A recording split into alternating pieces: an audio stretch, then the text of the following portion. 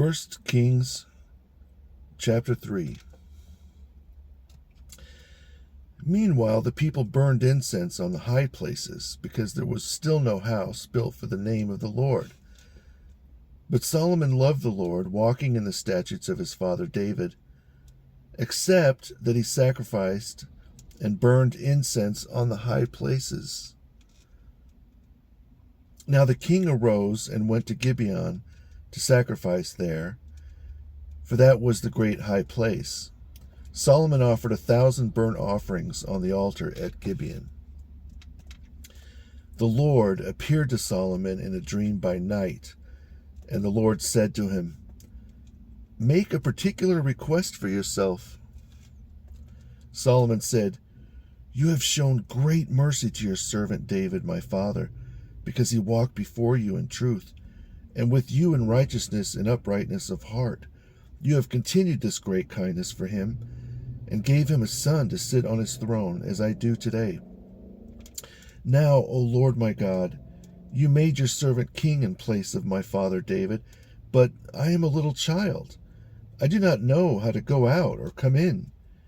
Your servant is in the midst of your people whom you chose, a great people who will not be numbered. Therefore give your servant a heart to hear and judge your people in righteousness, and to discern between good and evil. For who can judge this great people of yours?" The Lord was pleased that Solomon asked this. So the Lord said to him, "Because you asked for this, and have not asked for long life for yourself, nor have you asked for riches, nor for the life of your enemies, but asked understanding for yourself to understand judgment, behold, I have done according to your words.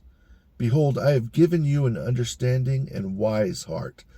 So there has not been anyone like you before you, nor shall anyone like you arise after you. I also gave you what you did not ask, both riches and honor, so there has been no man like you among kings. If you walk in my ways and keep my statutes and commandments, as your father David did, then I will multiply your days." Solomon awoke, and indeed it was a dream. He arose and came to Jerusalem and stood before the altar, before the ark of the covenant of the Lord in Zion.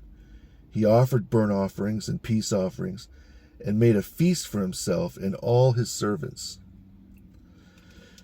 Now 2 women who were prostitutes appeared before the king and stood before him. One woman said, "O my lord, this woman and I dwell in the same house, and we gave birth in the house. On the 3rd day after I gave birth, this woman also gave birth. We were together. No one was with us in the house except the 2 of us. But this woman's son died that night because she lay on him. So she arose in the middle of the night and took my son from my side, and she laid him in her bosom, and her dead child in my bosom. When I rose in the morning to nurse my son, he was dead. But when I had examined him in the morning, indeed, he was not my son whom I bore." Then the other woman said, "No, but the living one is my son, and the dead one is your son." Thus they spoke before the king. Then the king said to them, "One says, 'This is my son who lives, and your son is the dead one.'